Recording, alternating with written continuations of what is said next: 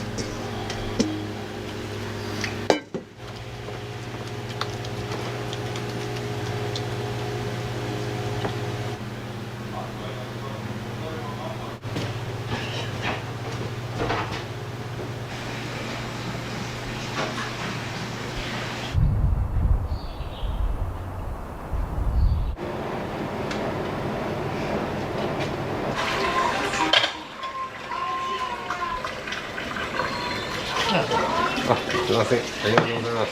いただきます。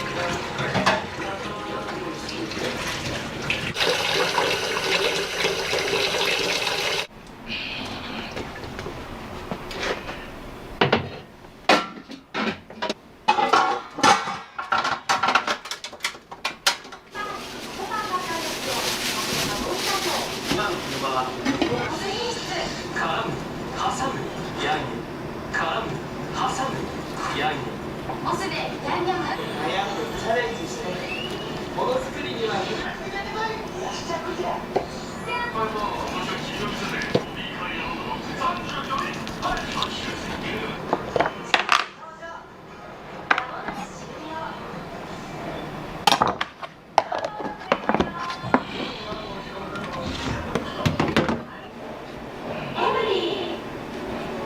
知県豊橋市の工業地帯にある工房で煙が出ていると通行人から119番通報。今いかにいろいろな目が当てれる状態で現場を管理する三河工務所によりますと、この場所ではこの2年間のウクライナ軍の死者が дуже боляче. Я не скажу, скільки його рано. Тому що Росія буде знати.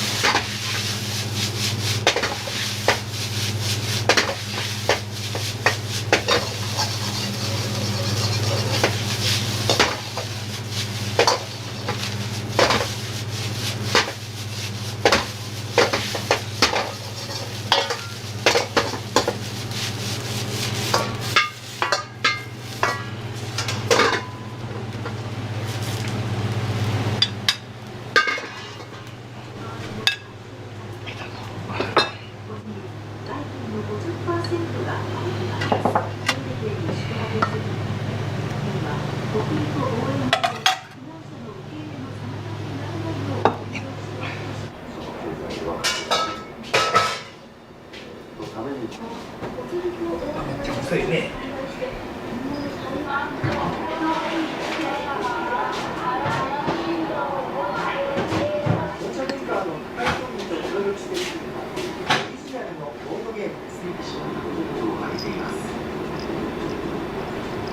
栃木県の市会をそもそも日本を知らないという声が機関が去年1年間で国を差し止めた知的財産を知る築地って何年ぐらい？もうね、10年ぐらいトラックだから、トラックで水1トン積んで、水1トン積むたらね、普通の水道の水じゃたまるのが遅いで、たまらんが、東京都のわしらの一番通道かな、東京都のこんなでけえ水道来るわ、ここでダーって出て、俺氷の仕事もしとったから、氷はもうただ、野菜はただ、魚刺身まで出しとった。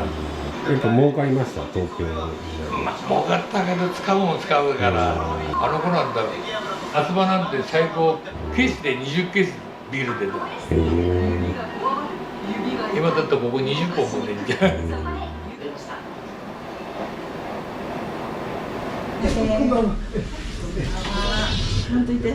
ちょっとお久しぶりです。はい。ではまずマラソン。お疲れ様でした。マラソン。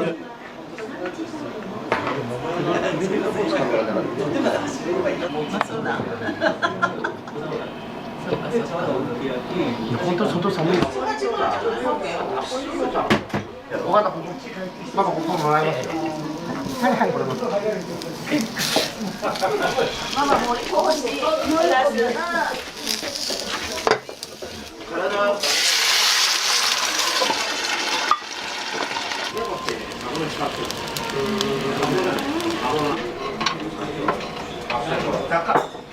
メンテナン大雪だとそんな感じ、午後から凍ってきますね。4度だって。タオちゃんでもあれで頼むんじゃないですか。また大変だ。運動だって、これね、大盛り食いたいやろ。人間ばっかりで。鼻に白いやつ。もうれよ。食べてれよ。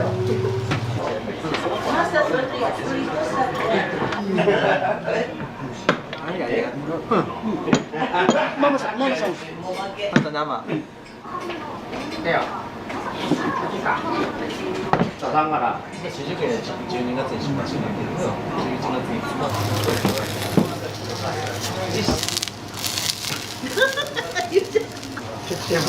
毎日ネタ書かなかったからね。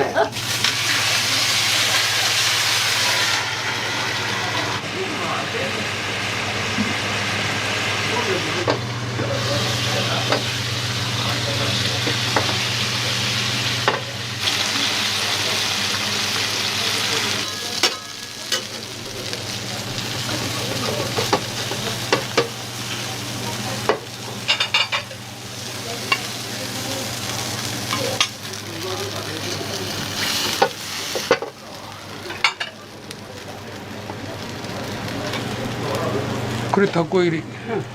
一番向こう。はい、タコ入り。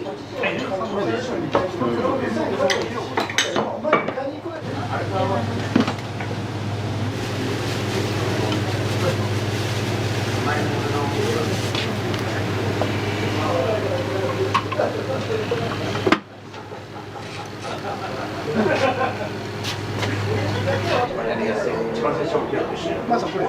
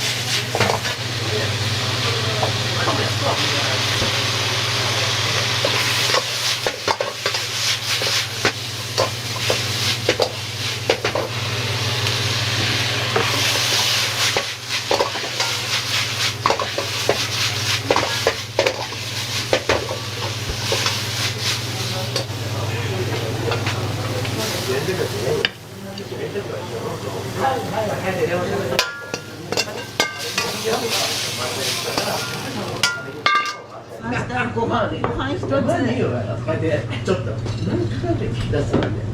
去年だよね。8月6日15日とあれ。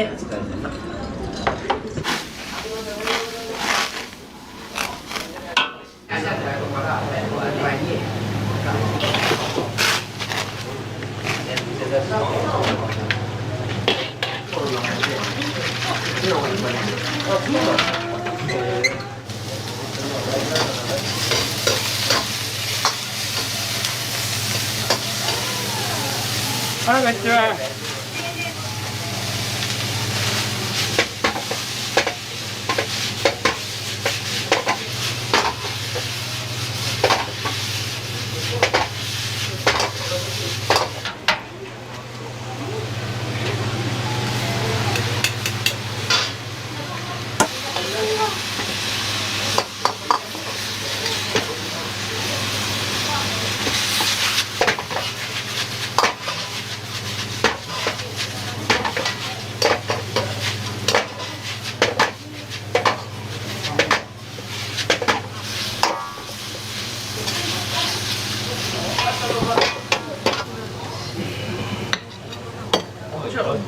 2代目からか。はいはいはい。私見た。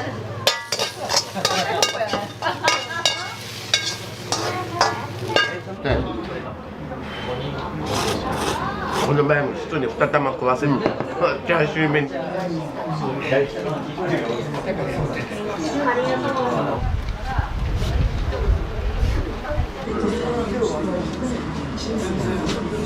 ありがとうございます。本当に。味噌汁に出たら、すいません、お願いします。味噌ラーメン一つと。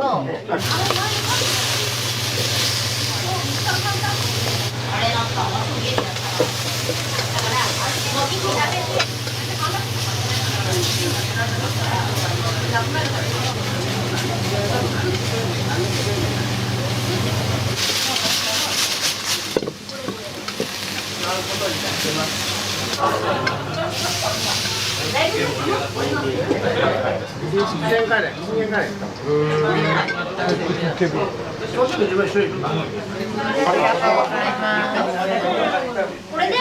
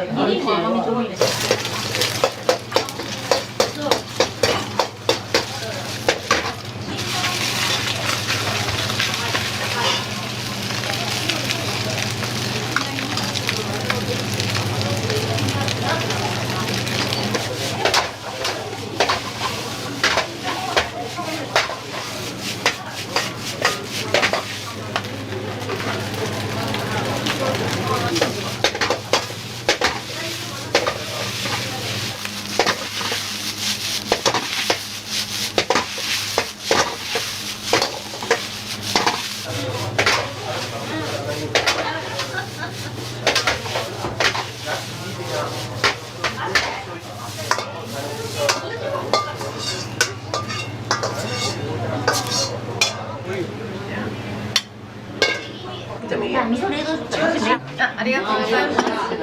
油身がすごいから美味しいやん。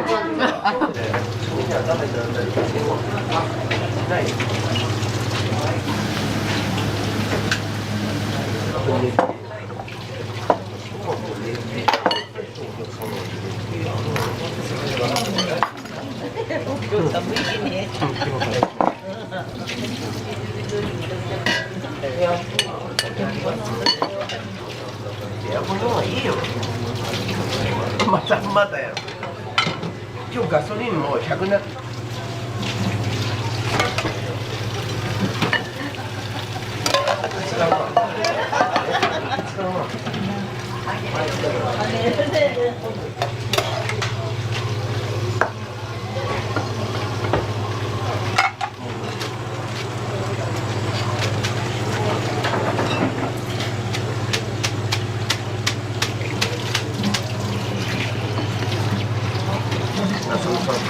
作りに行けばいいんだろう。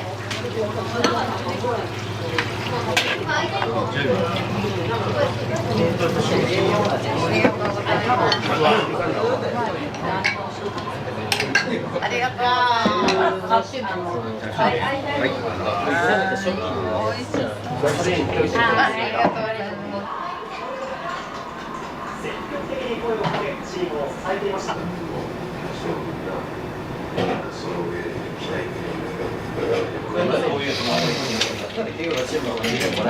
安定感がある。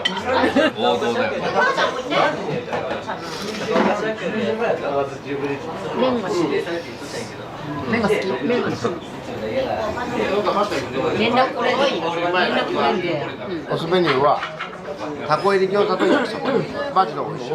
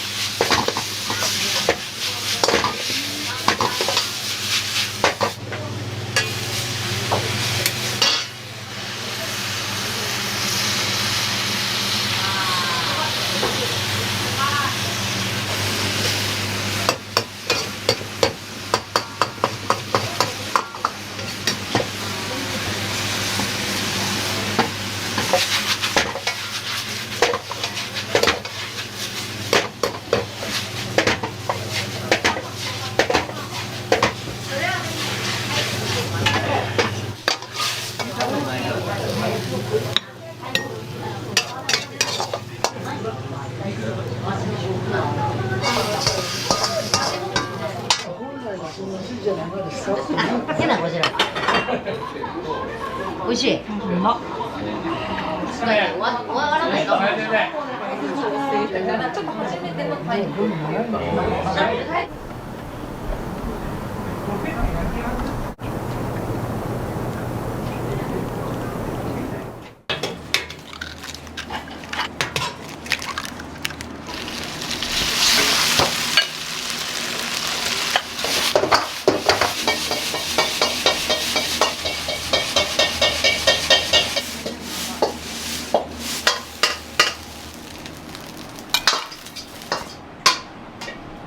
毎週来てます。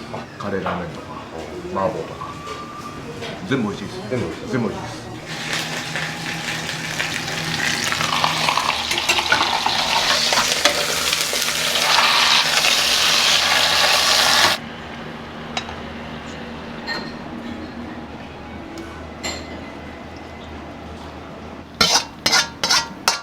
はい。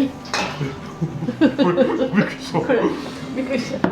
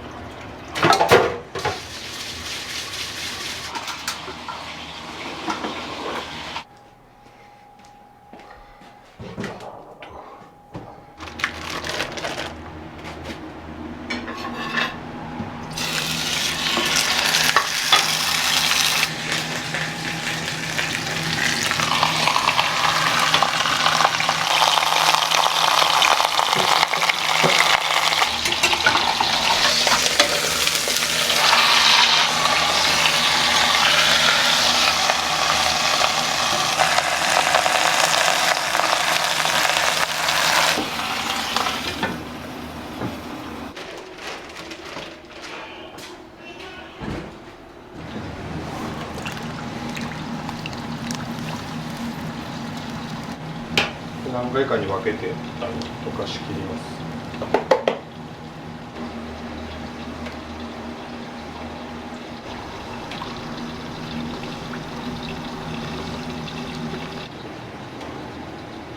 創業って何年ぐらいなんですか？僕が多分2歳ぐらいの時なんですけど。あ、そうなんですね。もう50年近く、48年ぐらいなのかな。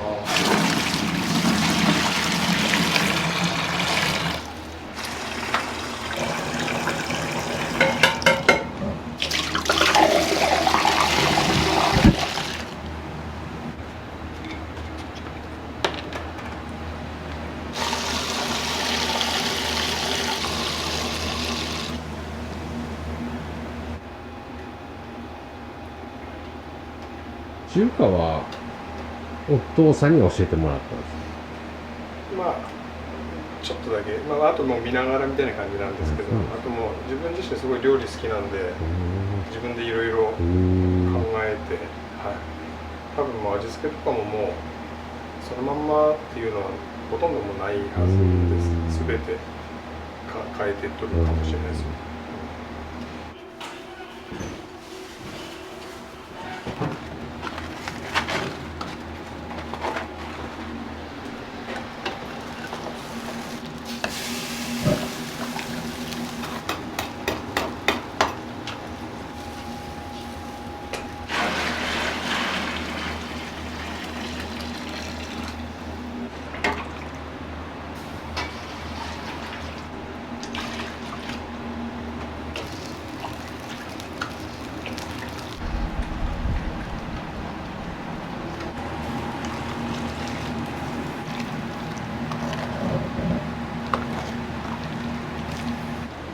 コマーシャルソングも作ったりしてます。あ、そうなんですか。へえ。結構なんか創作活動となんか料理と結構似たところがあって、同じ感覚使うんですよね。だから僕的にはあんまり全く別のことしとるっていう感じではないんですけど、やることは全く違いますけどね。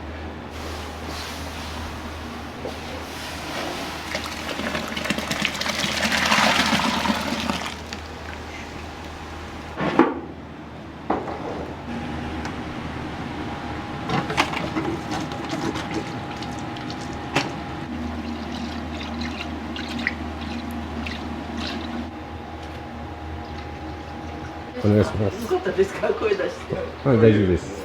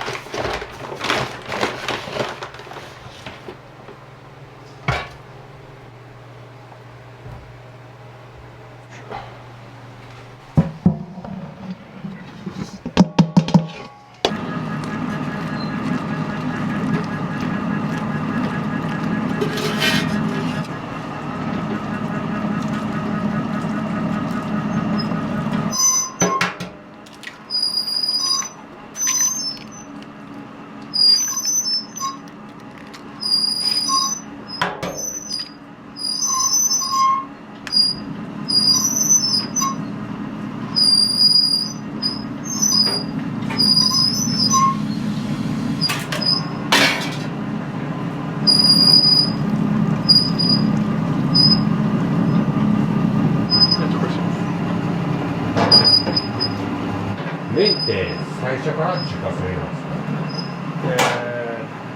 自家製になったのが27年前。中華料理だけやっとった時は製麺屋から取っとったんですよ。これ最初からこれなんですけど粉みたいな、ちょうど開けたばっかですけど、こんな感じです。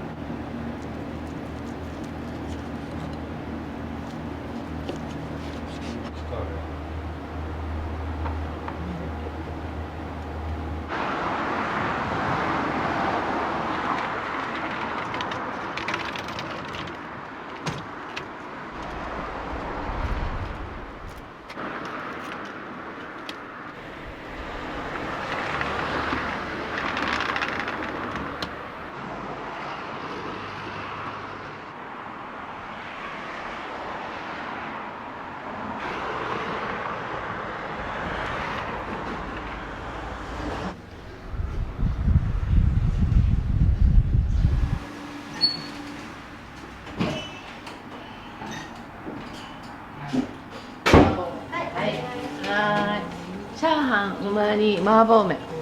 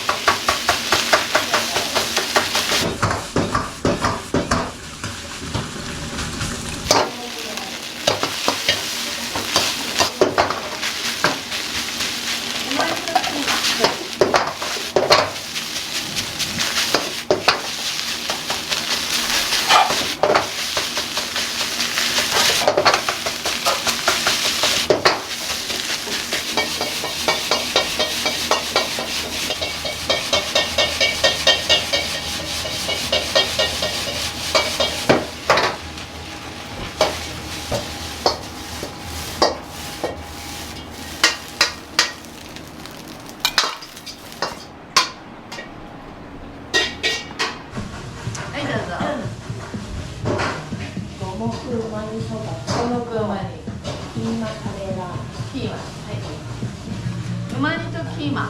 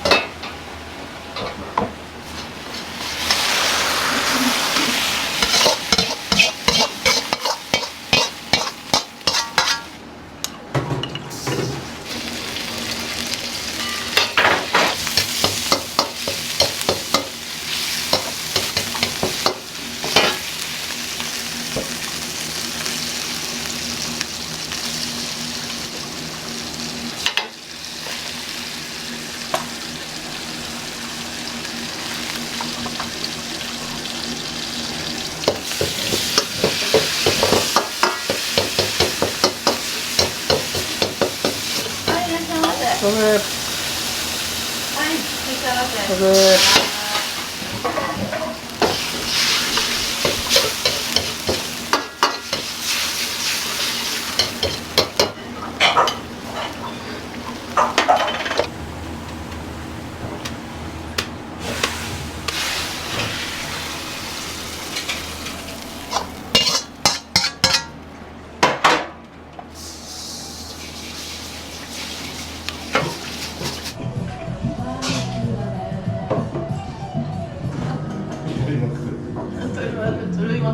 札幌大と札幌大と餃子。はい、札幌大と餃子。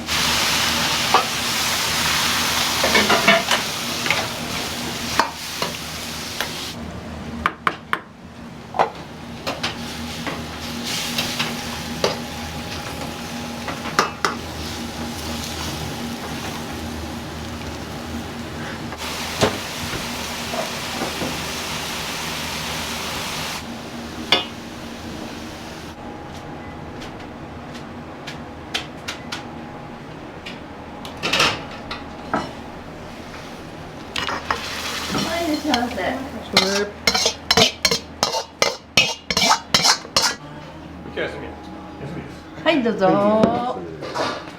で日曜日のお昼はここで食べてからスタートみたいな。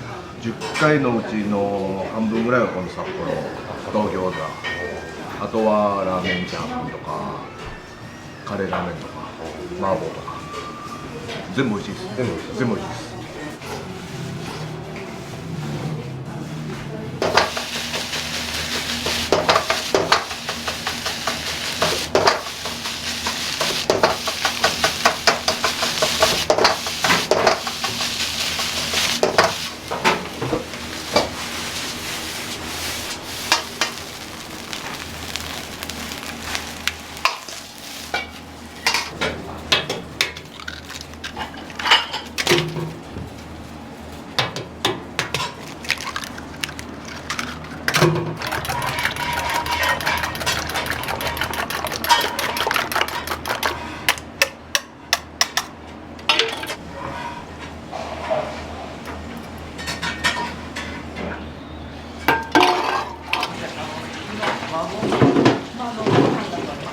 はい、麻婆飯。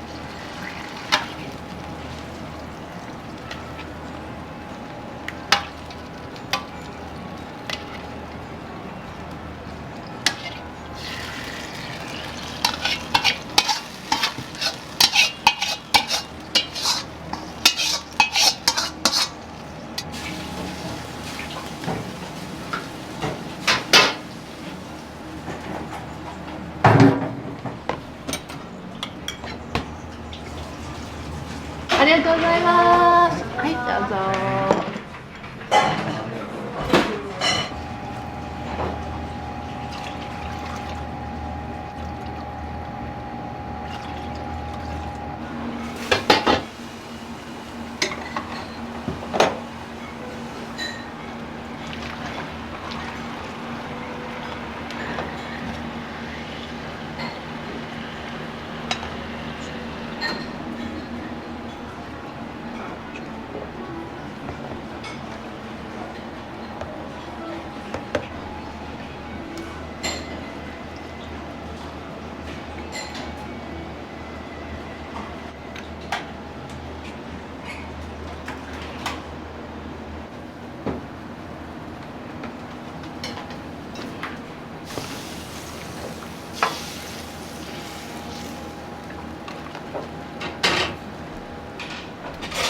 ありがとうございます。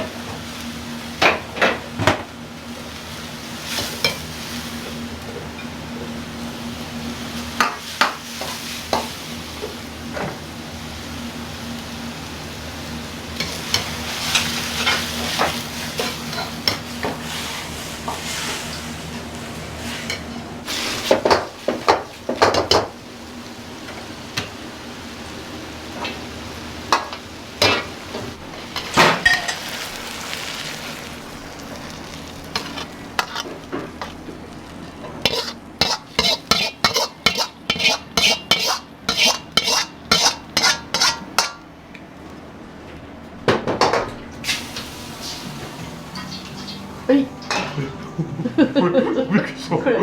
びっくりした。はい。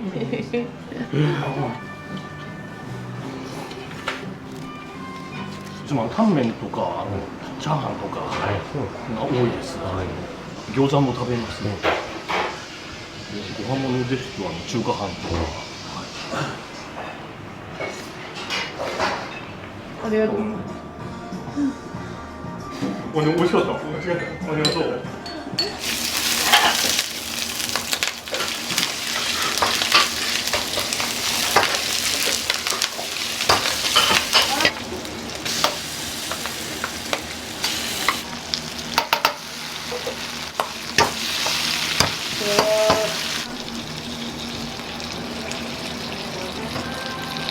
ます。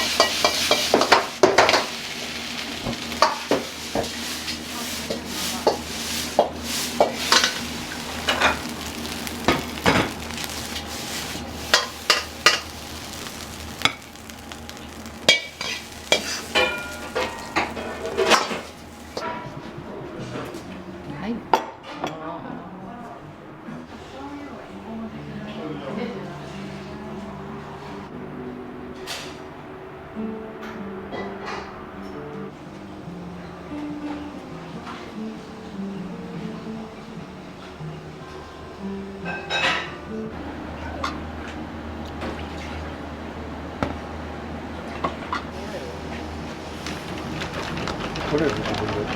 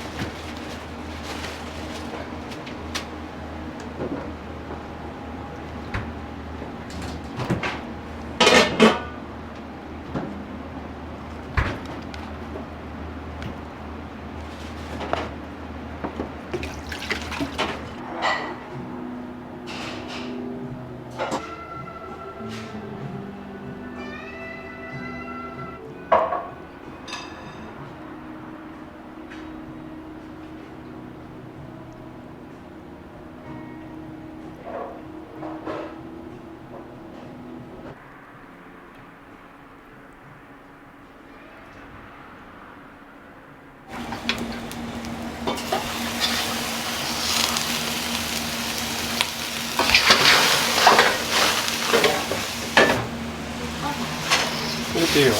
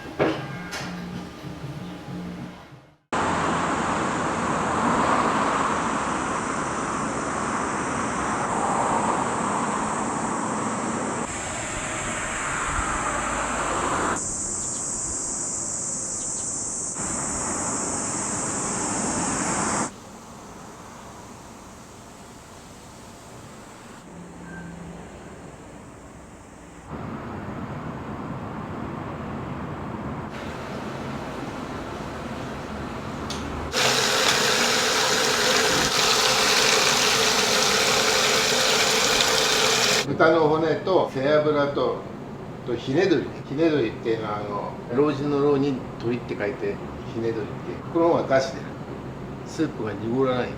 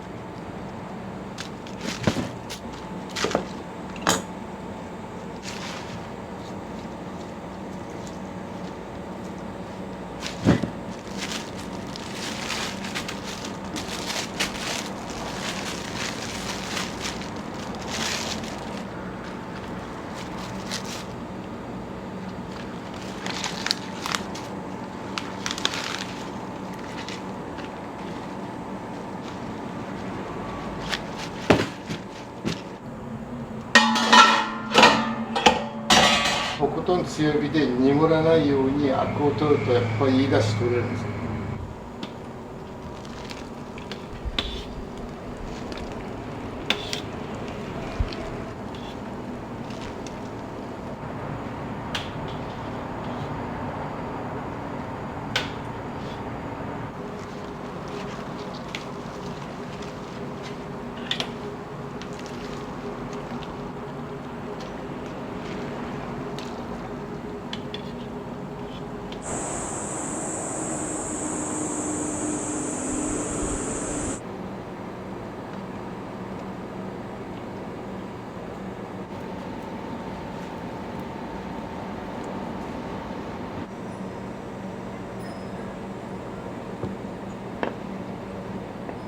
種用の焼き豚、チャーシュー麺用の。パッと見て違いが分かるんですか？場所によって違うから、マグロみたいに豚も頭もあれば腹もあるし背中もあるし、場所によって肉の硬さが違う。マグロでいうたら大トロに当たる部分やから、どうしても最初からもう量が少ない。その中でもやっぱり油の入り方が悪かったりね、赤身の入り方が悪いやつは避けていくから、なおさら減っていくんです。だから当然こういう肉と全然肉の質違うでしょ。これはラーメン用、こっちはチャーシュー麺用。まあ食べると分かる。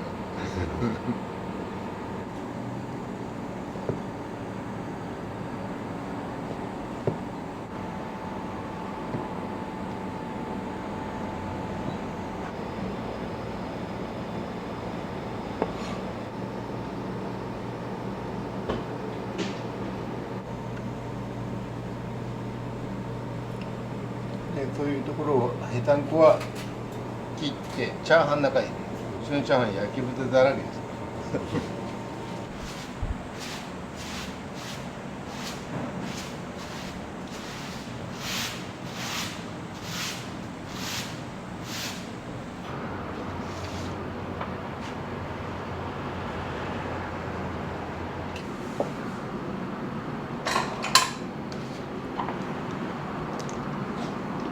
前の日に残したスープ、このスープと作ったスープを割ってお客さんに提供。そうしないとほら朝一コクの少ないスープになるんですよ。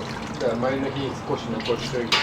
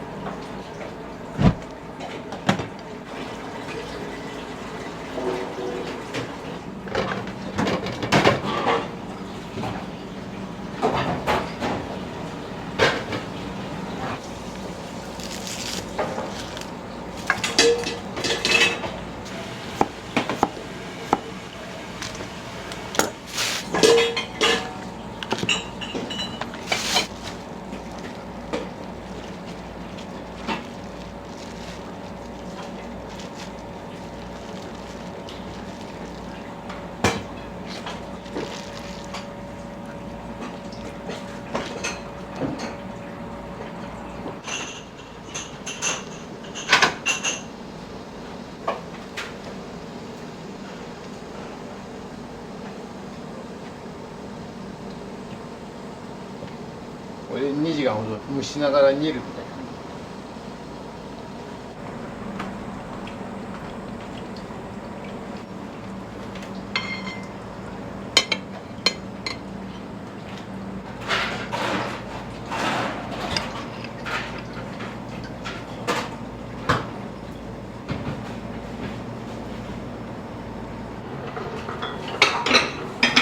これいいの？これ。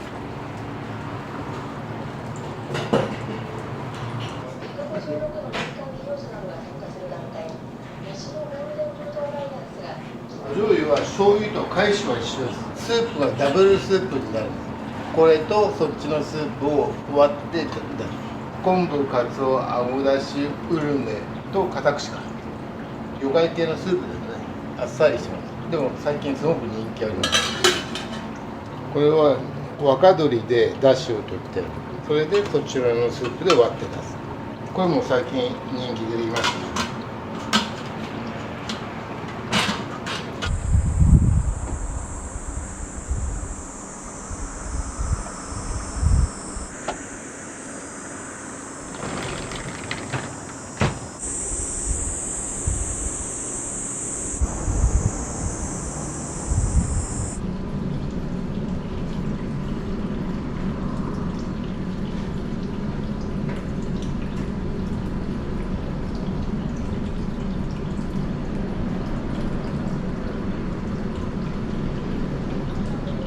熱くしなきゃいけないんじゃないですか。ああ、で、家でかき氷ふわふわ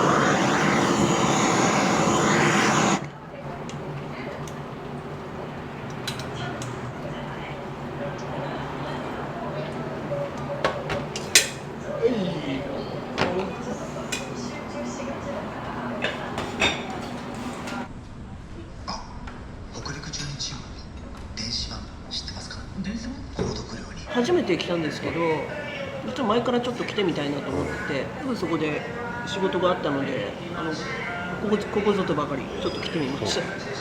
すごい柔らかくて美味しいですね。ちょっとまだ麺食べてないんですけど。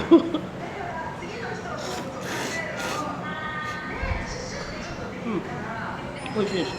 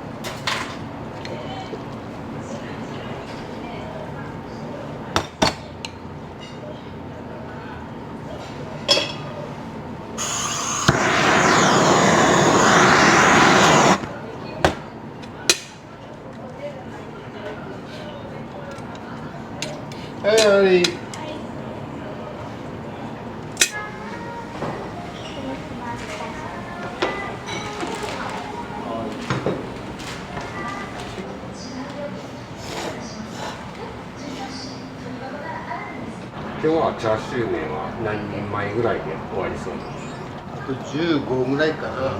土日です20にはあるけど。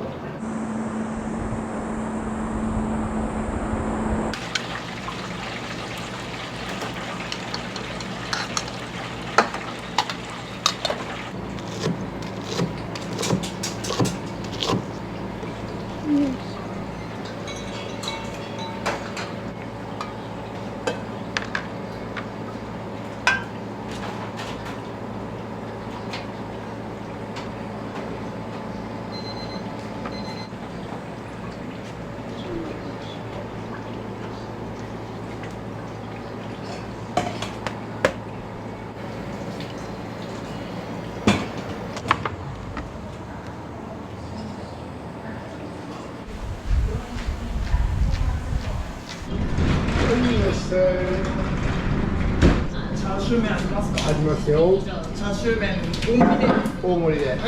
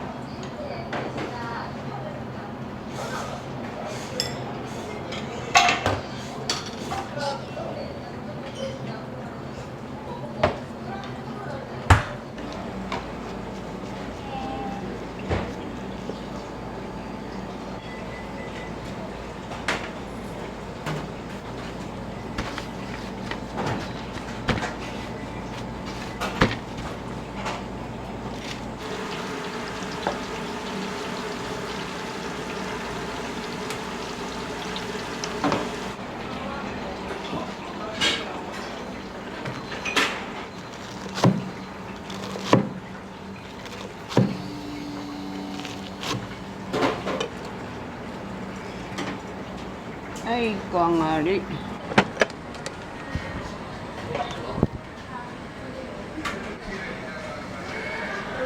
とんかつ定食で。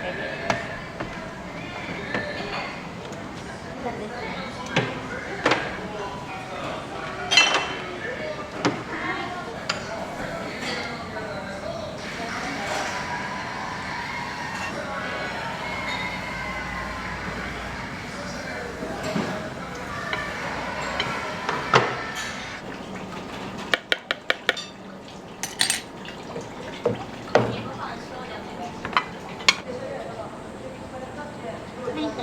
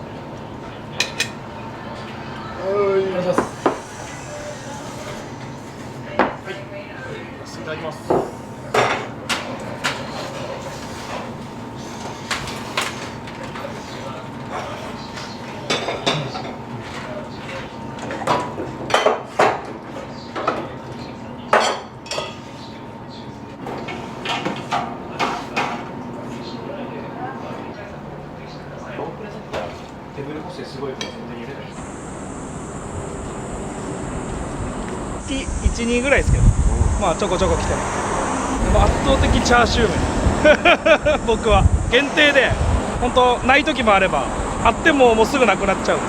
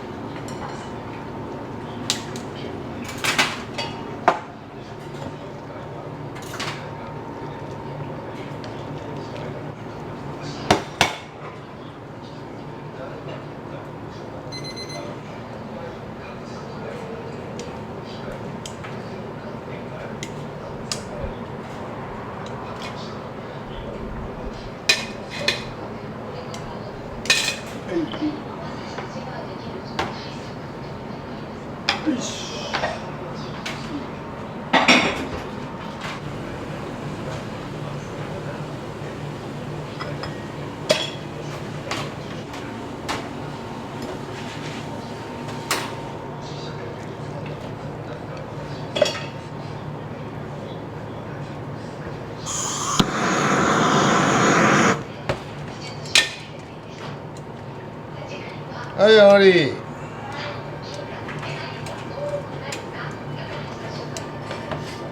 はい、塩ラーメン。はい。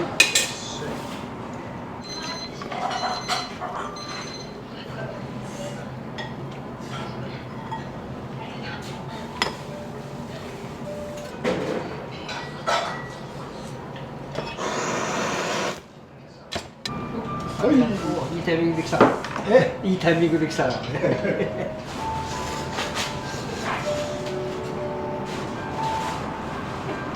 少なくても月に2回ぐらい来たいな思ってやってるんで、やっぱマスターの人柄もあるし、やっぱ何言うてもうまいわ、正統派っていうやつとか、あとチャーシューも、そういうところがね。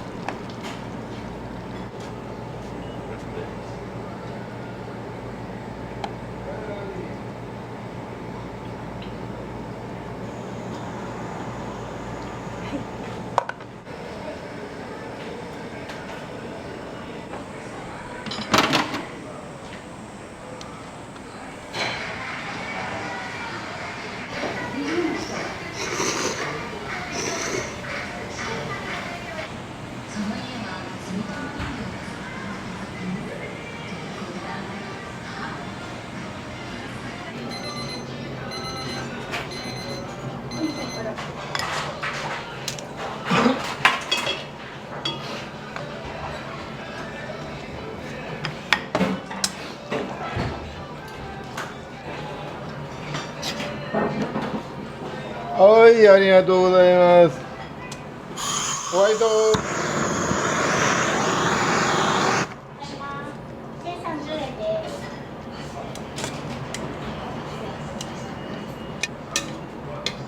はい、あり。まずラーメン2つです。今お待ちします。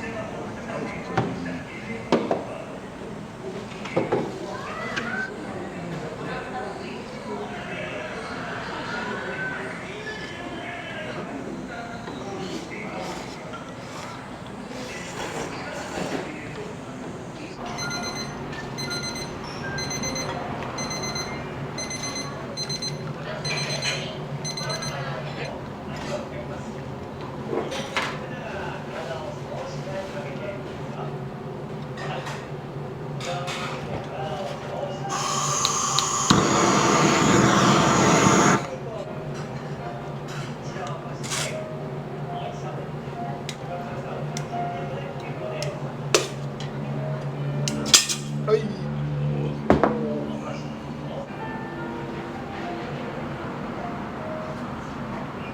で、今から金沢行って直してくる今回。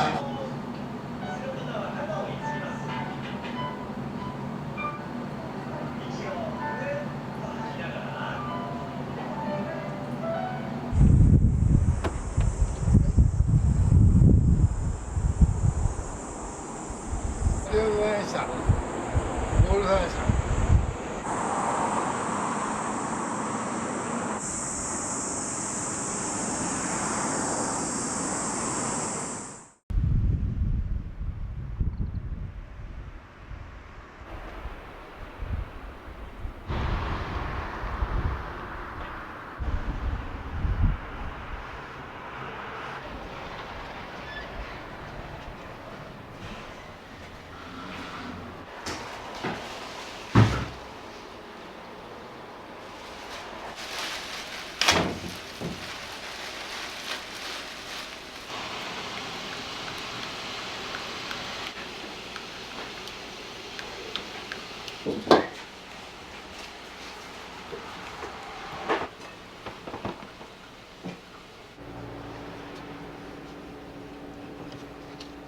これはチャーハンに使うハムですね。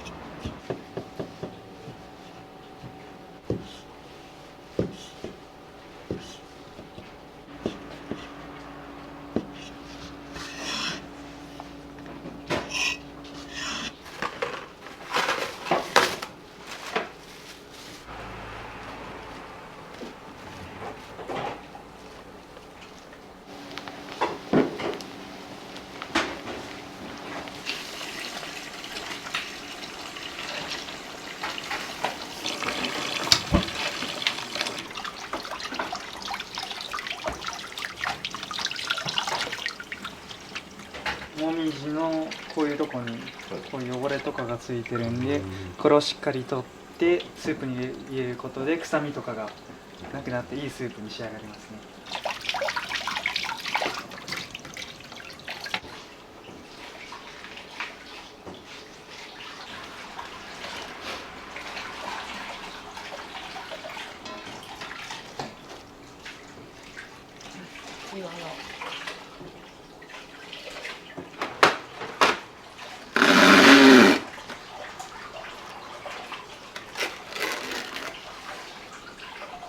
お客さんってどんな層の方が多いんですか？平日だとやっぱサラリーマン系の方が多くて、やっぱ休日になるとご家族連れのお客様とかいろんな層のお客様が来てくださいます。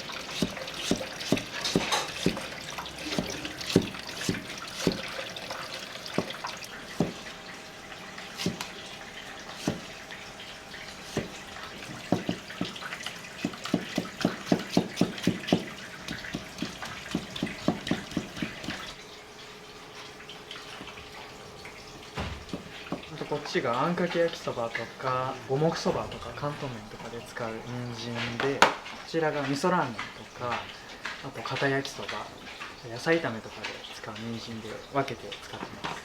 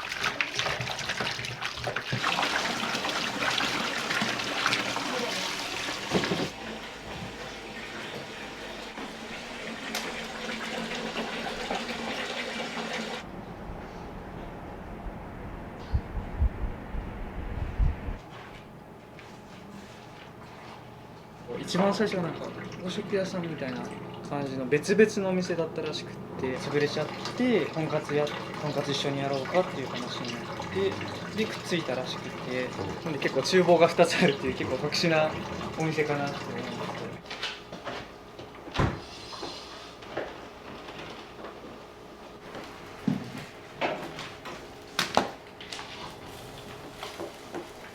今おいくつですか？今が19歳です。小諸の方に本店があるんですけど、そこで修行をしてて倒れちゃったんで応援に来てくれないかってことで来て、そのままこっちでやらせてもらってる感じです。その修行しとった時は何歳ぐらいの頃ですか？僕が高校3年生の春頃に学校辞めたんですけど、そこからそうですね、1ヶ月ぐらいした後に小諸の方で始めて1ヶ月ぐらいでこっちに来てしまったんで、修行しながらお店やっていくっていう形でやってましたね。なかなか19歳っていないと思うんで、そこは強みかなって思ってます。本当にね、何もまだ覚えたってのところだったので、ちょっと一人でやらせるわけにはいかないので、最初ついて。19歳って言われると結構みんな驚かれて、そんなに若かったんだとか、ちょっと老けてるのかなとか思って最近。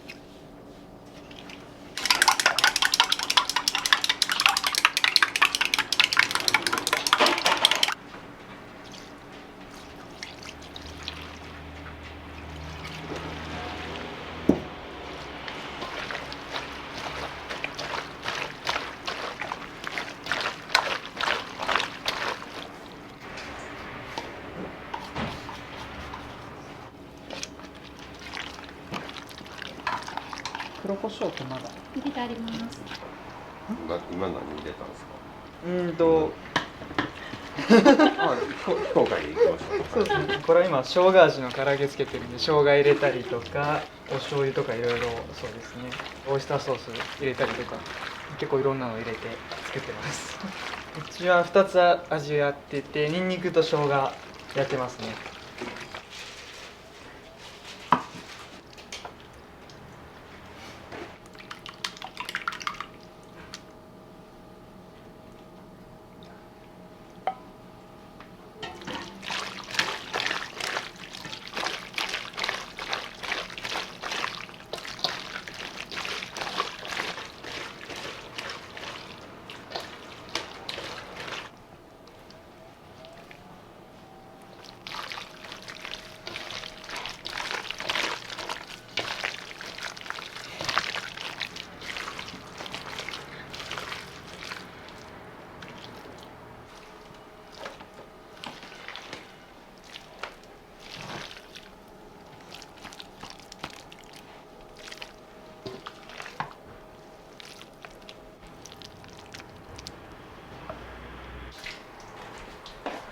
中華メニューととんかつメニューとどっちが多いんですか？頼まれるメニューのあれですね、数自体は中華の方が多いですね。家族連れのお客様とか結構カツ食べたりラーメン食べたりとかそういう家族全員には嬉しいのかなと思いますね。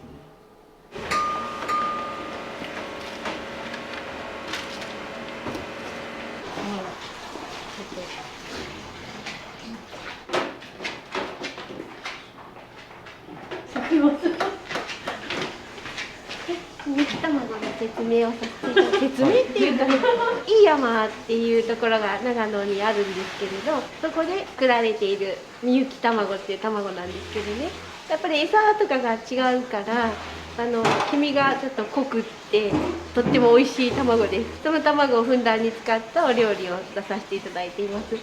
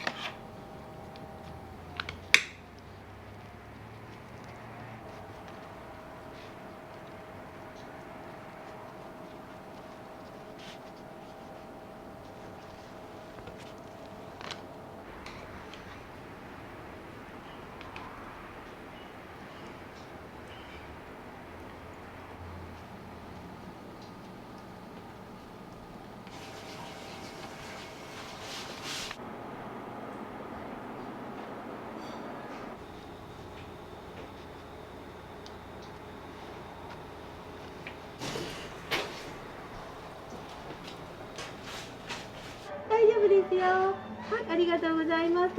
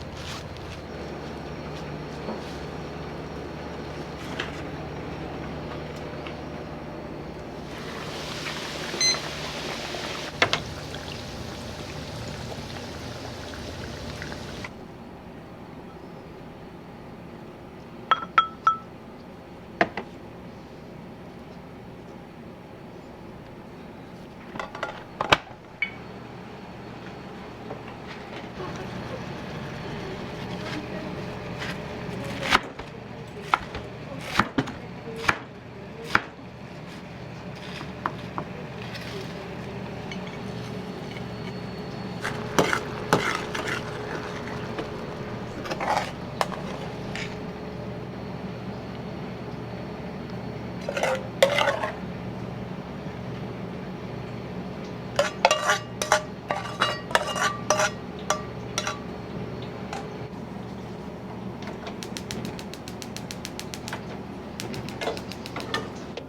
っち側の通りから次は、ここに1個あって、奥にもう1個あって、奥の方と左から右に。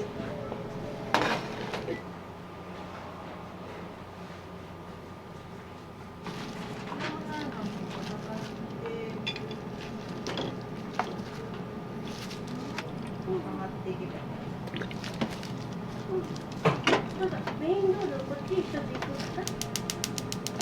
あ、そうだ。奥の方で、こっちから入ったら奥の方。これでもね、この手がA と B と202がね、B の方からね、ちょっと離れてね。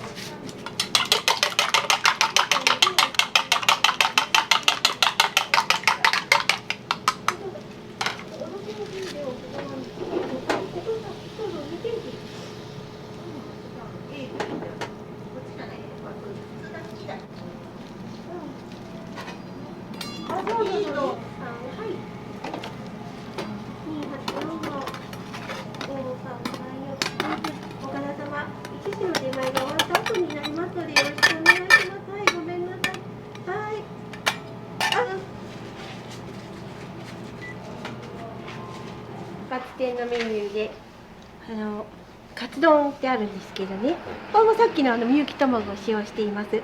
それで、ここにありますけど、とんかつ店の大人気メニューでして、特製の秘伝のタレを使っています。で、卵とじなんですけど、さっきの高級なみゆき卵でとじているカツ丼で結構大人気で出ています。で、もう一つカツカレーの方も秘伝のカツカレーでして、で一昨年にリニューアルしてとんかつ店オープンしたんですけど、そのオープンに際してこのお値段では出せない特製のカレーなんですね。ふんだんにこれも極秘ですけど、いろいろなものを使って本格的カレーなので、そこにうちのそのロースカツもついて1000円でお出ししてますので、これも人気商品です。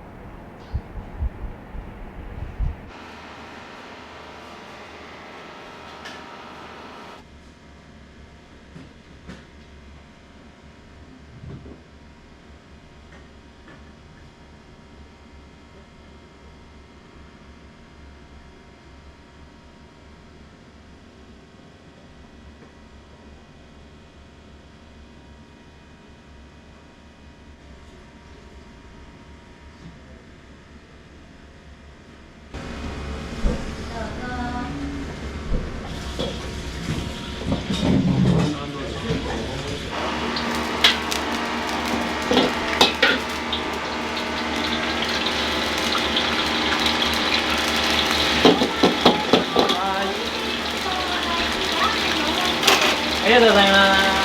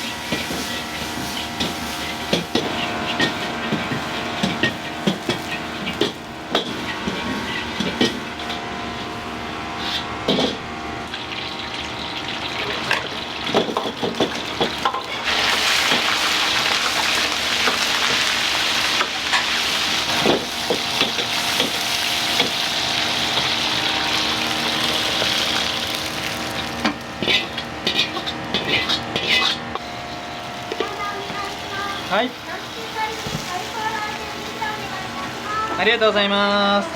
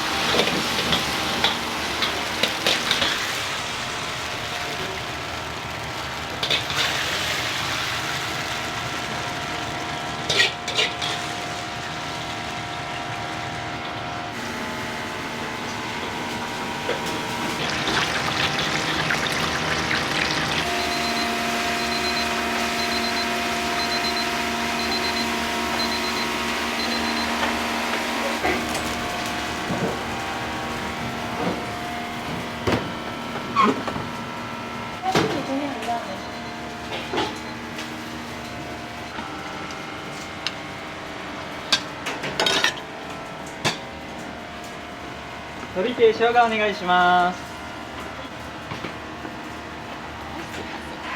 お待たせいたしました。本日鳥の唐揚げ定食でお願いします。ありがとうございます。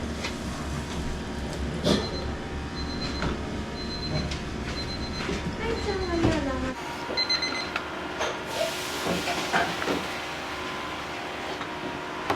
はい、大盛りラーメンお願いします。中華一番さんです。お盛りでございます。こちらから失礼いたします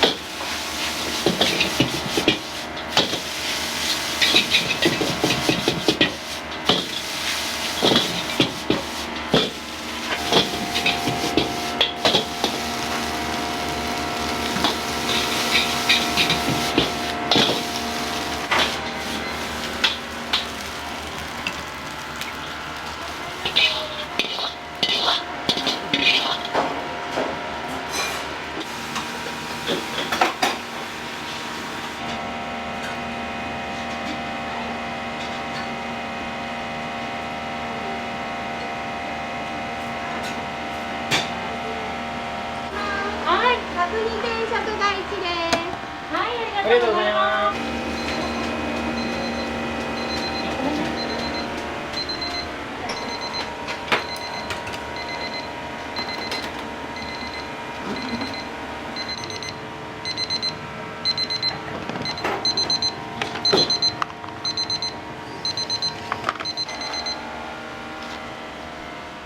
はい、チャーシュー麺とチャーハンのセットお願いします。はい、ありがとうございます。お待たせしました。チャーシュー麺のチャーハン。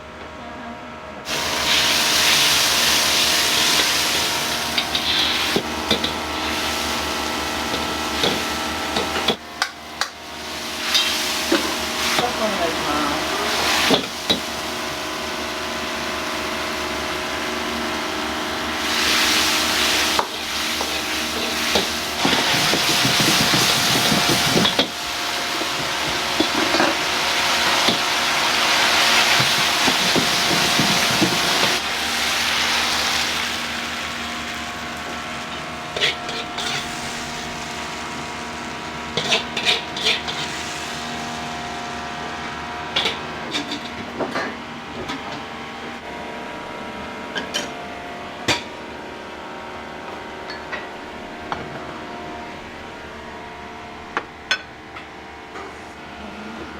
はい、お待たせしました。麻婆ナス定食ですね。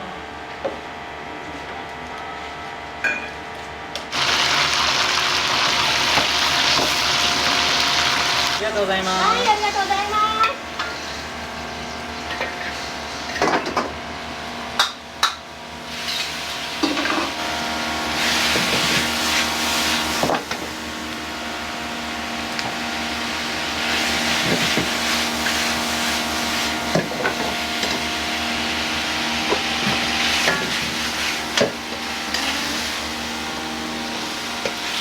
コロ定食入れます。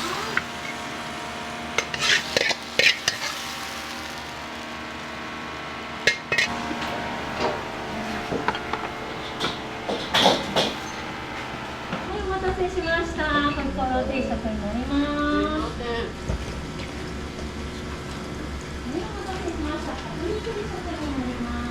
仕事で毎日いろんなところで仕事してるんで、近くに来た時はここで必ずホイコーローですね。美味しいです。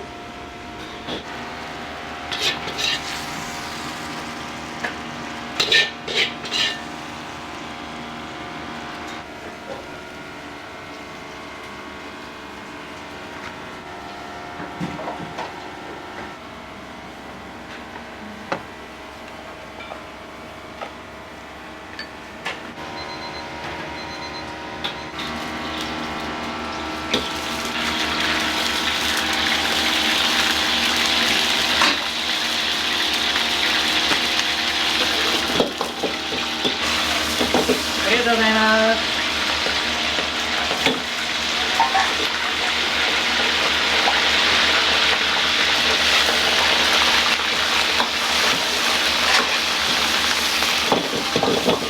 はい。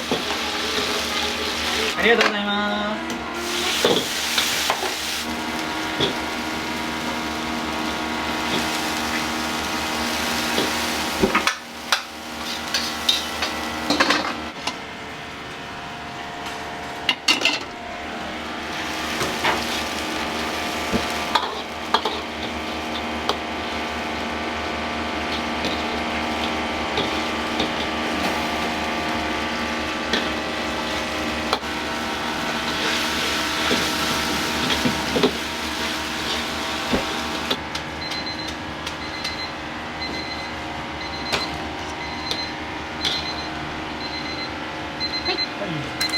半透明出ます。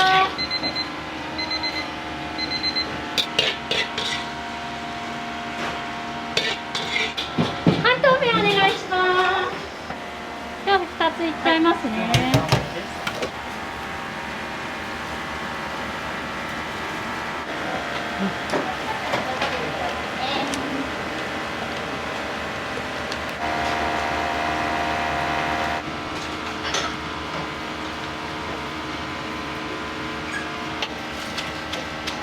お願いします。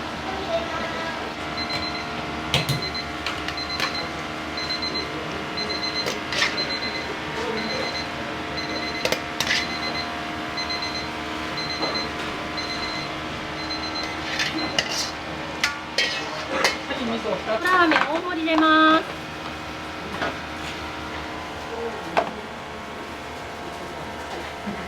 こちら4番3番です。4番3番、はい。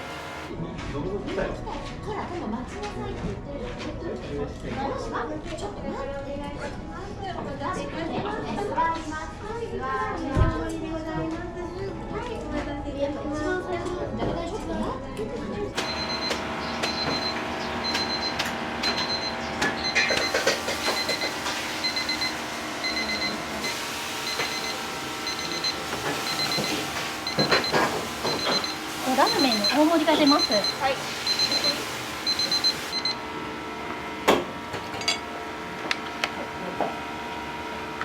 はい、大盛りです。はい。そう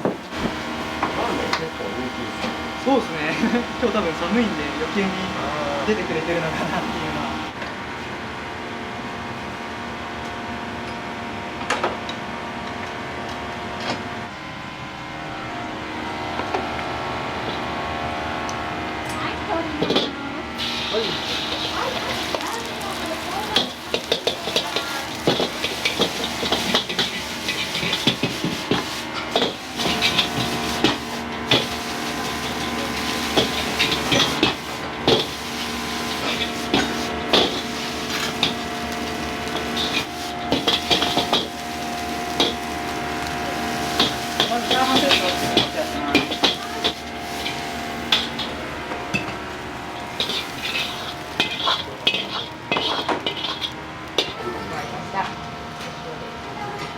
塩入れて。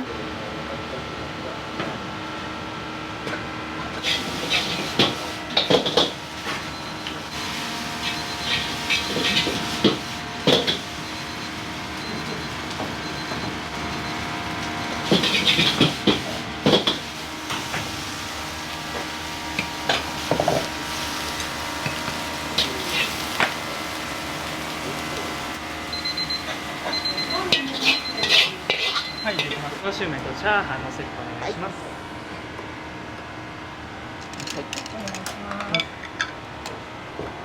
はい、すいません。チャーシュー麺とチャーハンセット。すいません、失礼します。ラーメンセットです。ごめんなさい、食べてるところ。ごめんなさい。ごめんなさい。食べる前なんで。ごめんなさい。いえいえ。ごゆっくりどうぞ、ありがとうございます。ナスと餃子2種類。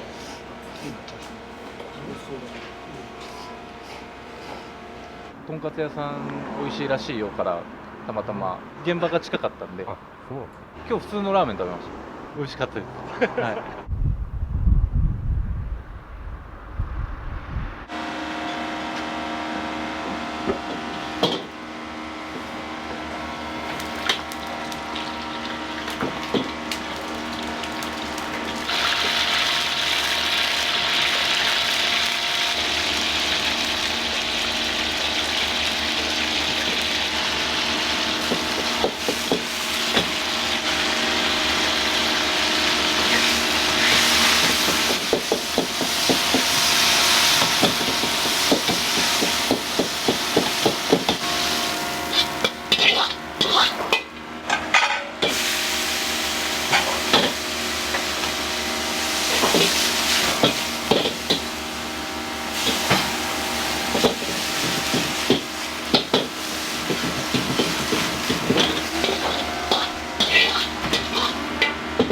ご飯とスープ2つお願いします。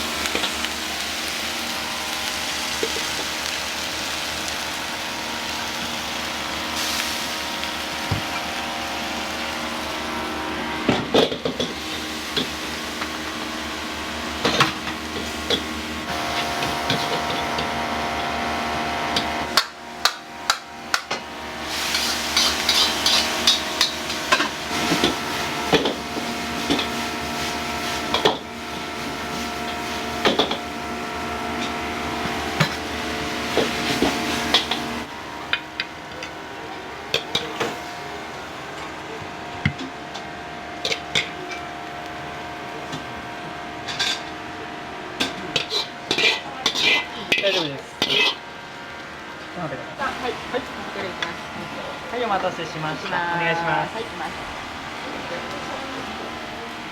た。次もすぐ出ます。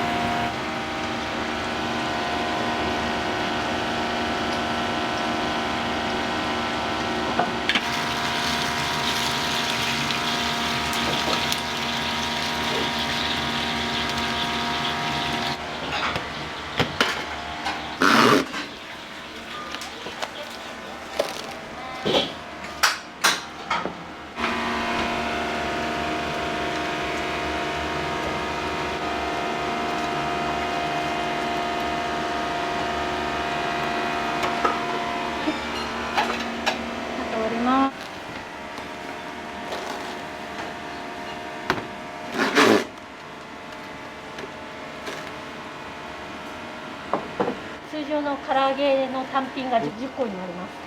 これで1210円になります。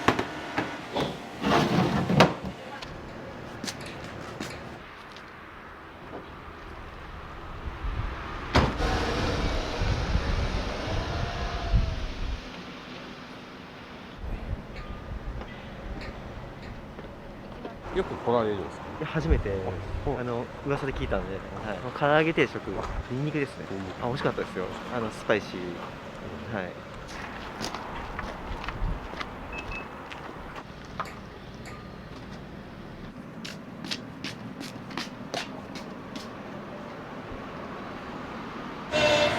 ありがとうございます。はい、ありがとうございます。はい、お願いします。はい。はい、ニンニクお願いします。大盛りです。ありがとうございます。唐揚げとラーメンが多いですね、今日は。そうですね結構でもその日とかその週によってコロッと変わったりする時もあって、カツがすごい出る日もあれば焼きそばが出る日もあったりとか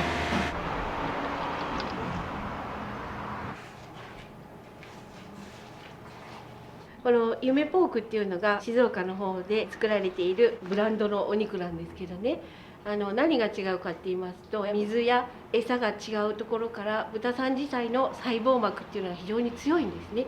豚のうまみが逃げない、これが夢ポークの特徴なんです。ソースも秘伝の特製の手作りのソースで食べていただいてますので、ぜひだから夢ポークとかうちのカツカレーもよかったら食べてください。はい。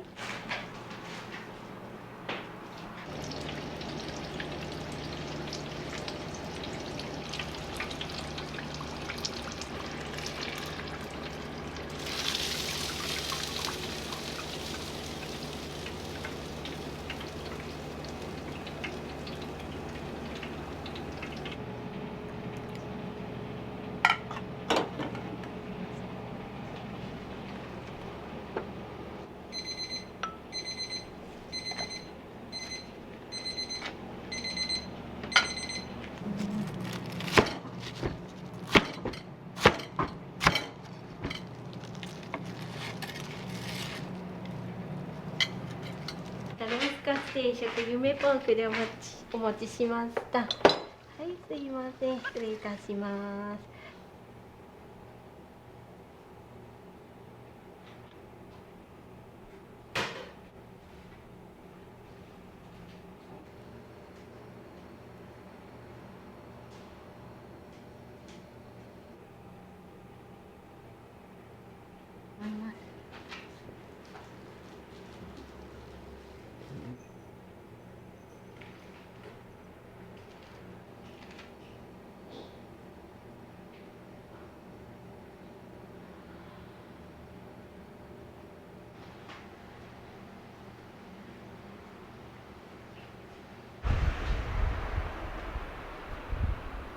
私はずっとなんか自分の夢が見つかったら好きなことやりなって言ってたので、それまではとにかく勉強をしなっていてずっと大学目指してたんですけど、自分の好きな道があるなら応援しようって思いましたね。やっと夢が見つかってくれてよかったと思って、はい、私は本当にちっちゃい頃とかまだ生まれる前ぐらいかな、お手伝いには来てたので、ある程度一人前になったらもう自分は他の店舗に行こうかなというのも、妻でもずっとくっついてるわけにはいかないので。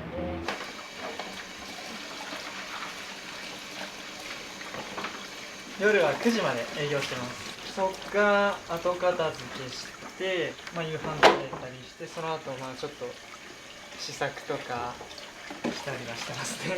で、帰るのが12時から1時ぐらいですかね。最近あんまり何時間仕事してるとかっていうのはになんないっていうか、仕事してるっていうよりかはもうなんか自分の生活の一部にこの料理が入ってる感じなので、だからいくらやっても苦じゃないっていうか、まずは地域のみんなから愛されるようなお店をしていきたいなって思っているし、お客さんが美味しかったよってニコニコしながら帰っていってくれるのがすごい嬉しいので、食べに来てくれた人がみんなそう言ってくれるようなお店にしていけたら僕は嬉しいですね。ありがとうございました。ありがとうございました。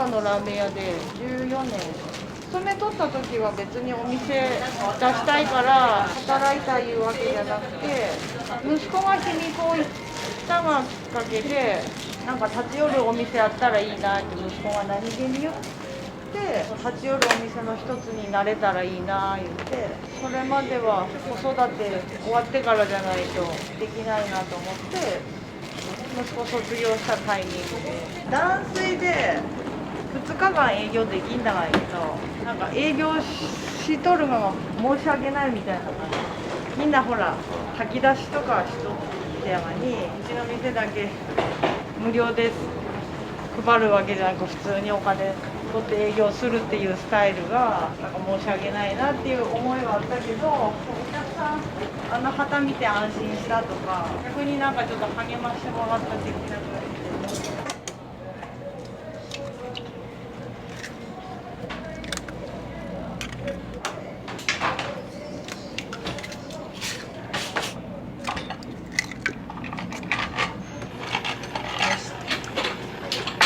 まだ入れるのこの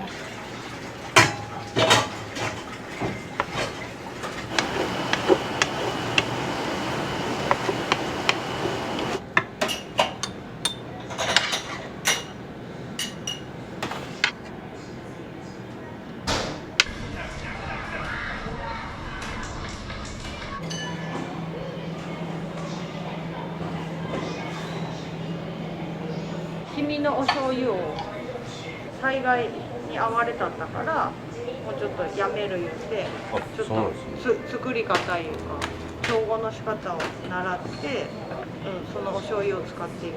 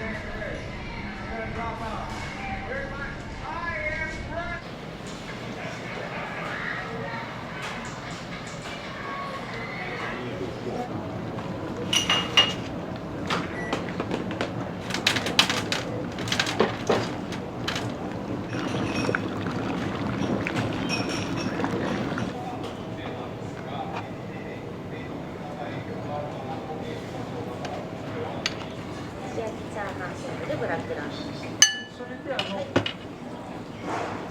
卵を入れしてください。上手です。はい、わかりました。少々お待ちください。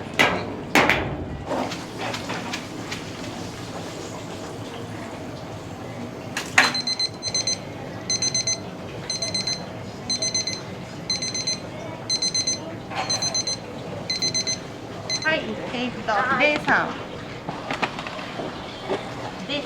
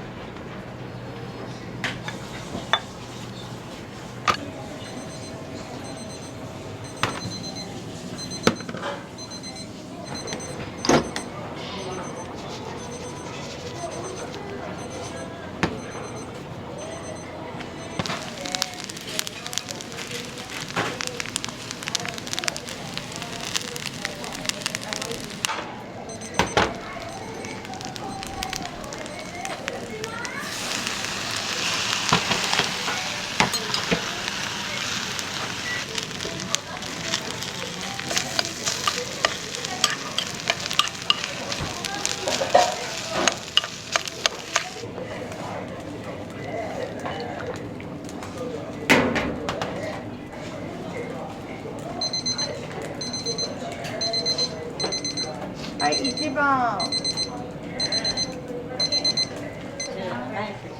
牛玉ちょっとお待ちください。あとなんかちょっと濃くないブラックで食べやすい。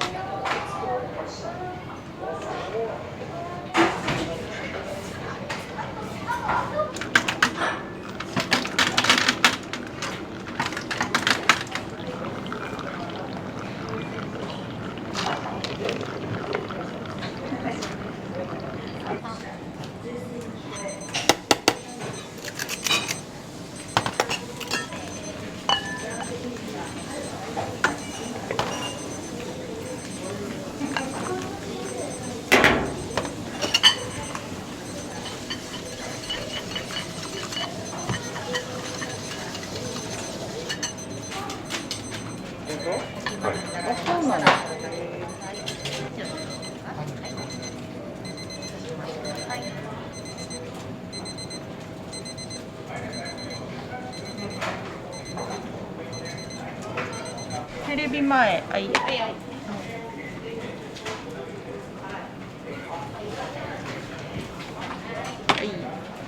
ぐ出るよ。ごめんなさい。これも4番。はい、5番チャーハン。塩ラーメン1つ。塩1つ。はい、こんにちは。おさまラーメンの塩に。はい。ありがとうございます。じゃあ一番にお冷や。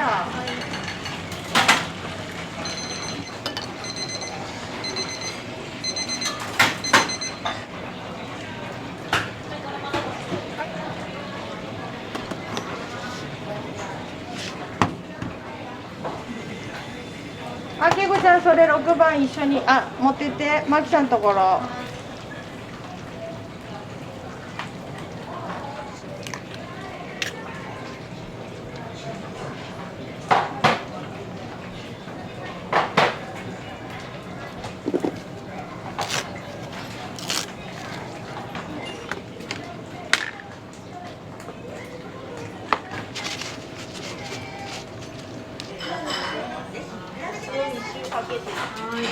初めて来ました。そうなんですね。私は何回も来たことある。これはブラックラーメン。ブラックラーメン苦手だったんですけど、これは食べれる。美味しい。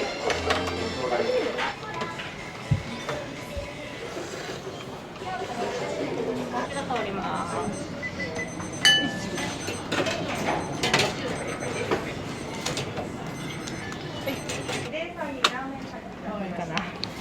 待ってていい？はい。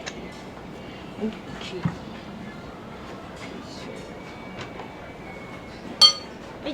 はい。はい。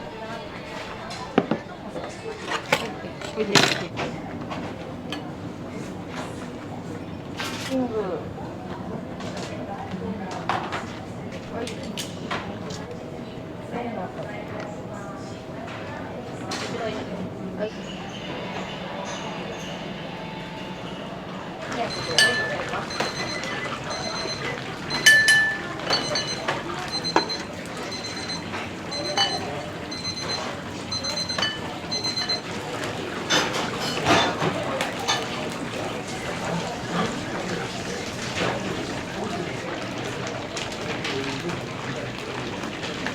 はい、ブラック。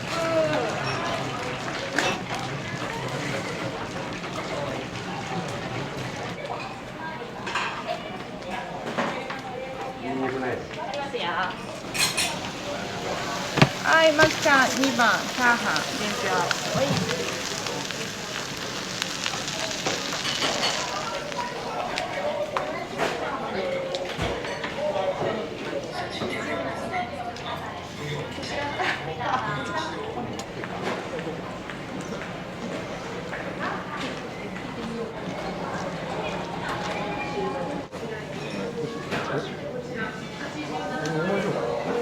じゃあブラックチャーシューの卵トッピング。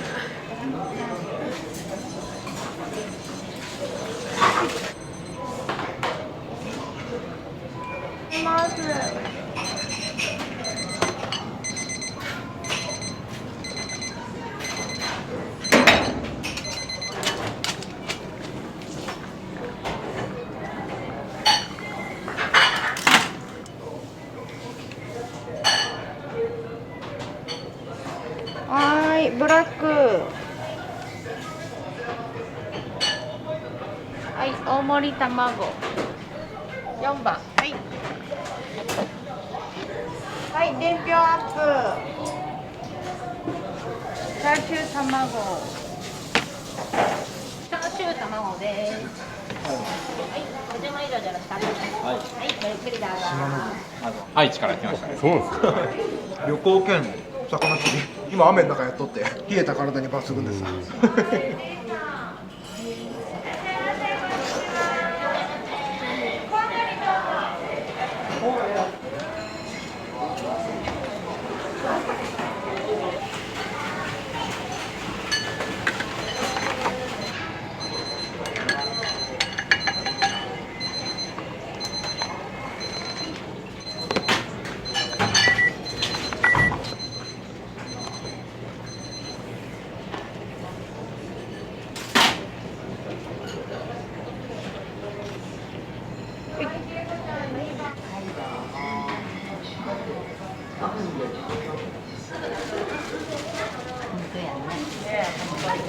1週間に1回ぐらいしか来ないよね。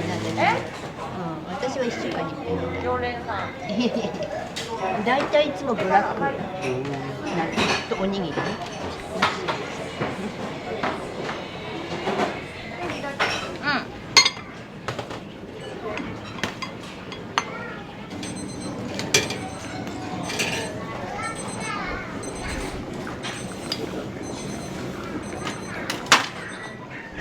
で、伝票もアップ。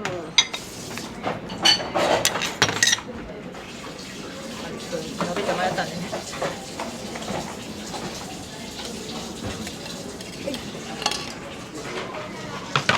これでアップね。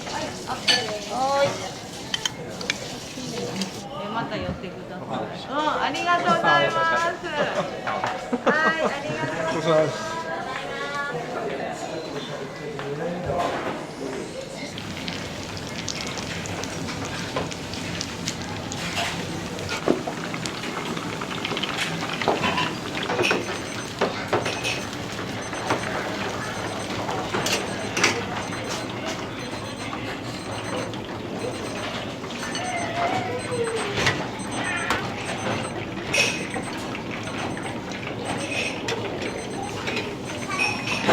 はい、ありがとうございます。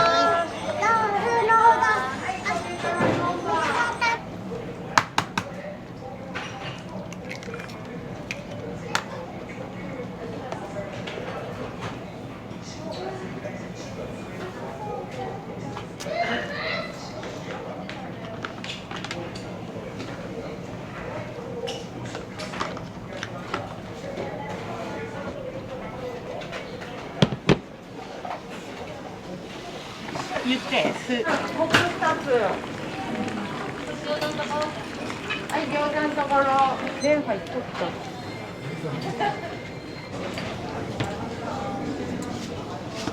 はい、トッピング卵。3番。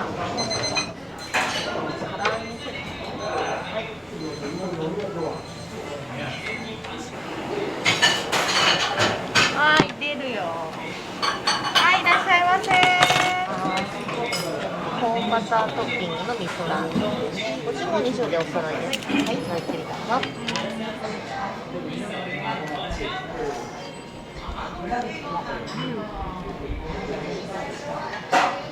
されして食べやすくて美味しいです。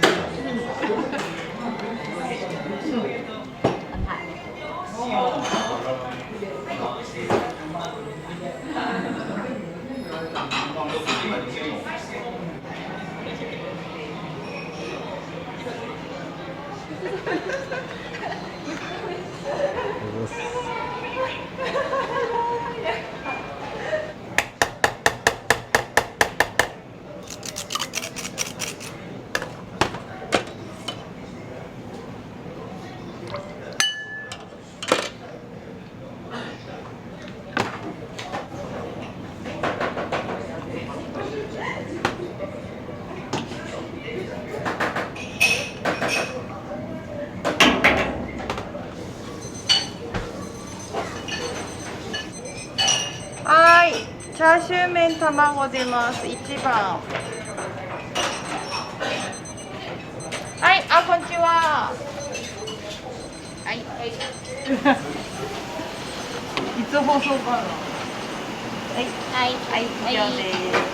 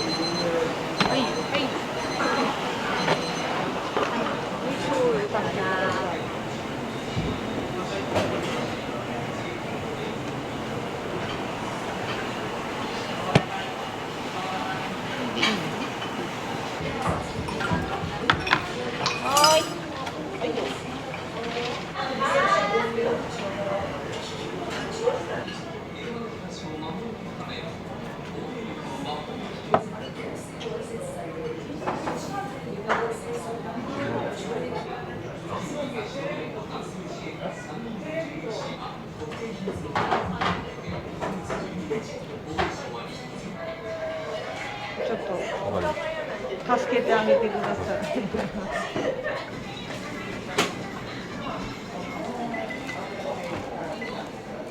はい、じゃあ楽しみにお待ちしてます。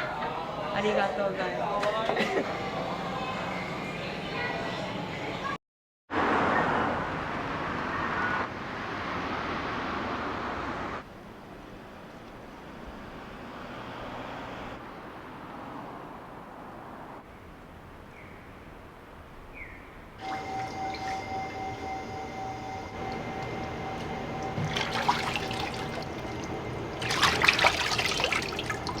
スープは大体前の晩に取るんで、これが今日の夜に使うやつを。何代目になるんですか？祖父が小料理屋かなんかやってたらしいんですけど、その後、父が中華料理の修行をして中華料理屋にしたって聞きましたよ。私にとって義理の父なんですけど、中華料理屋になってからは私の2代目になったんです。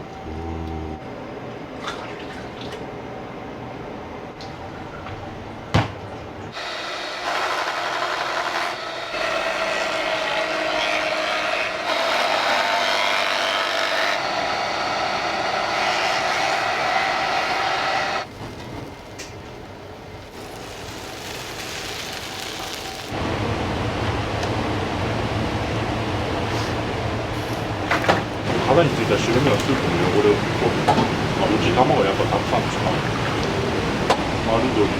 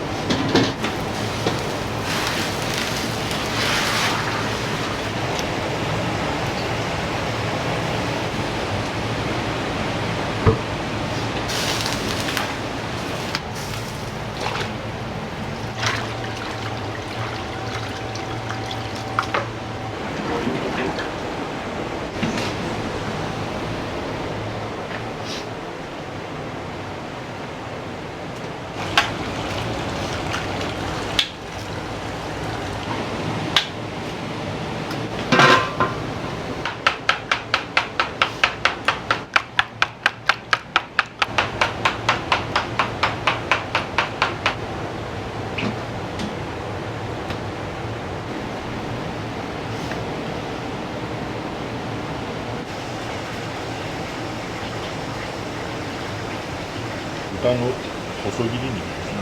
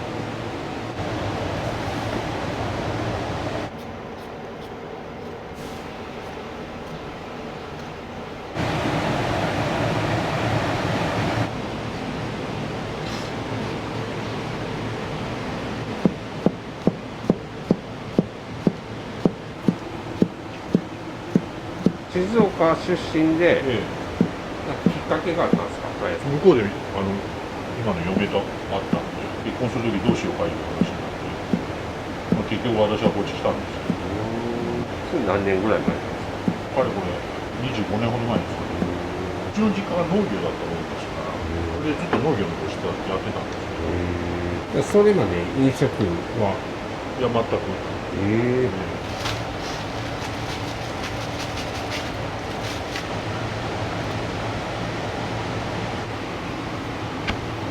麺類って結構出ます？昼の定食で麺とセットになってるんですけど、それは召し上がられますけど、どっちかっていうとご飯物の方が多いですよ。一番人気は？やっぱ今カツ丼が一番多いんですよね。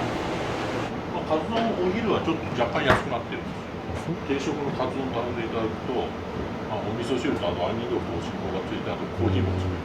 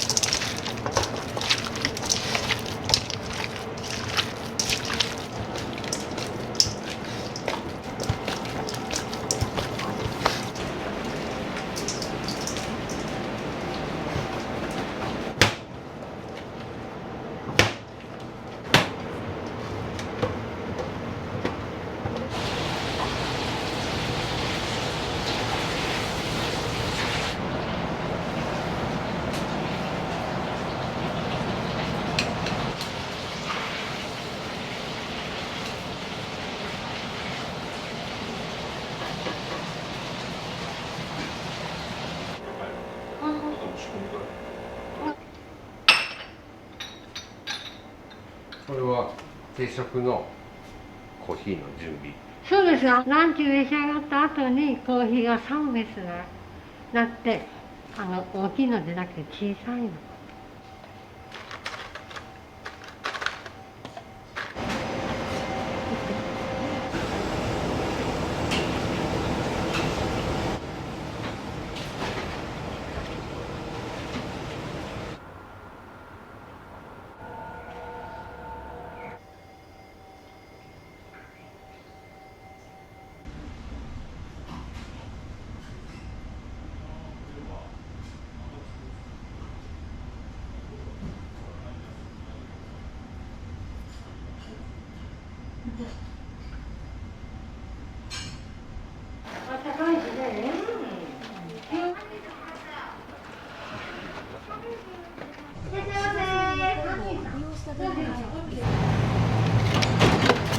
カツ丼3つ、レバニラ定食3つと単品のレバニラが1つ、豆腐定食と麻婆豆腐の単品。豆腐定食すごい2つになりま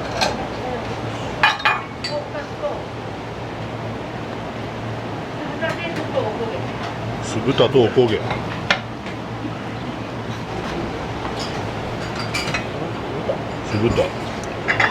酢豚は1つやろ。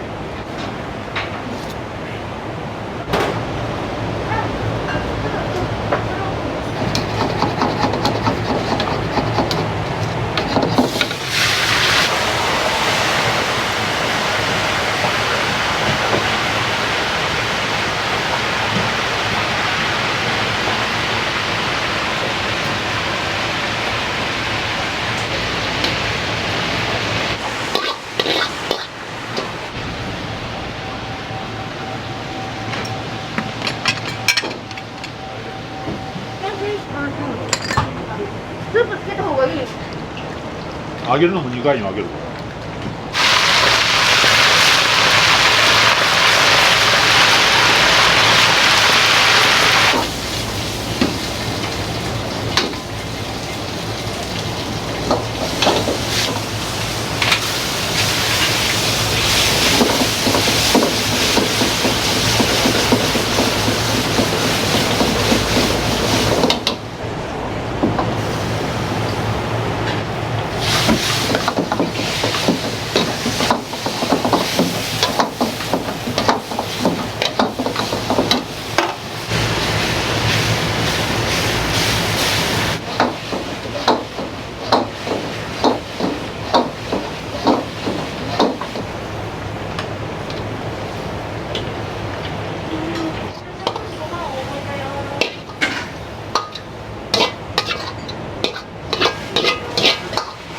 とりあえずはい、どういうね。はい。こっちはたはい、ありがとう。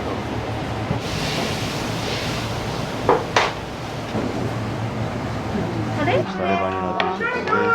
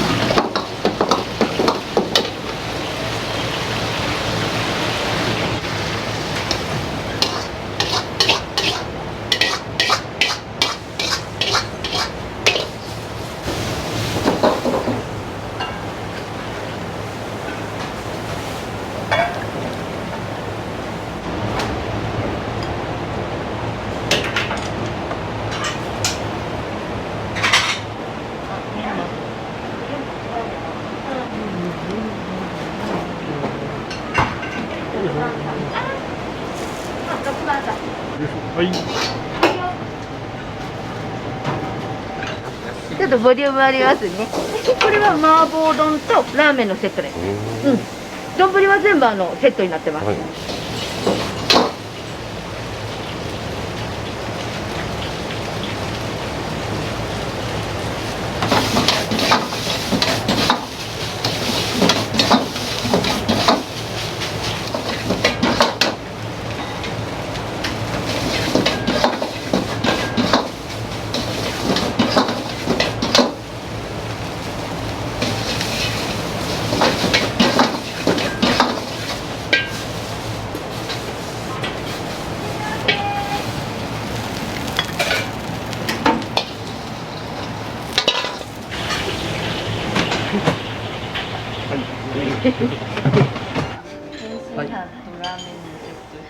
はい、天津飯とラーメンセットご用意しました。麻婆豆腐定食。麻婆豆腐定食、はい。天津飯セットと豆腐定食。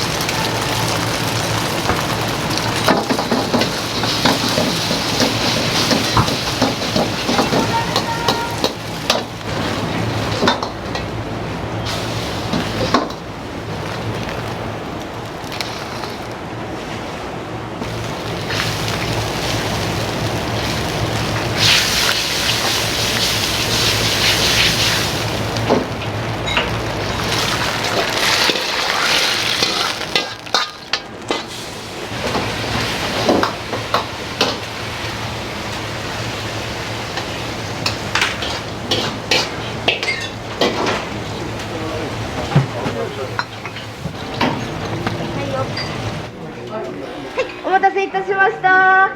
失礼します。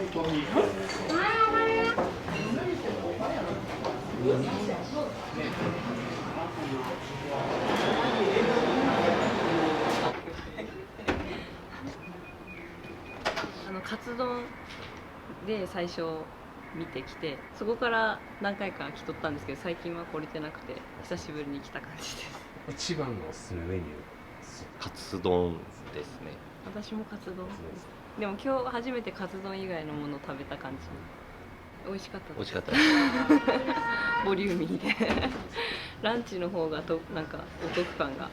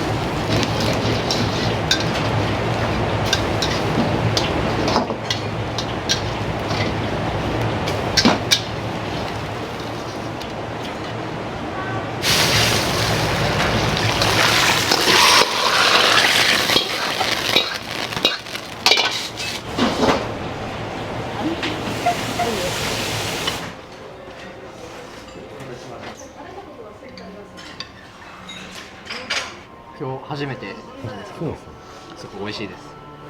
なんかきっかけがあったんですか？上司に美味しいって言われたんで一緒に来たんですけど。高岡に来た時はたまに来ます。あ、そうなんですか。はい。いつも何注文されます？私は酢豚定食か、カニ玉定食、後輩初めてなんで、カツ丼おすすめなんでっていう話でカツ丼を食べました。めちゃくちゃ美味しいです。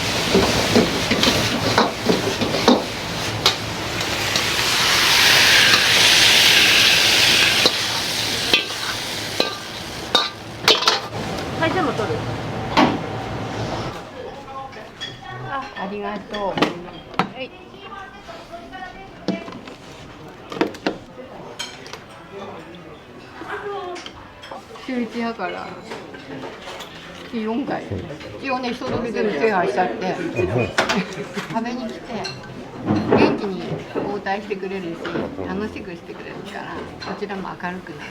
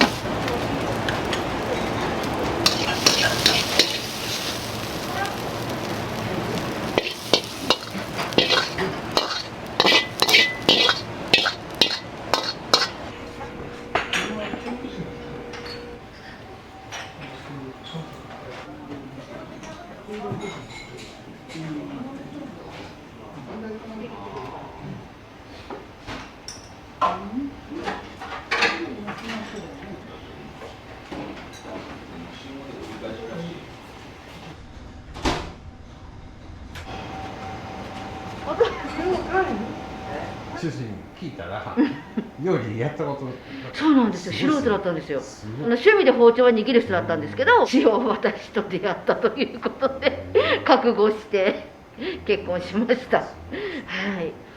父は亡くなったんですけど、父が存命の時に修行して今に至るという感じですね。はい。実際やってみたらやっぱり自分はこういう商売に向いてるのかなという気はします。やっぱり毎日忙しいですけどやっぱり楽しいですし大好きですし、この仕事接客大好きですし、だから天職だったのかなと思ってます。うん。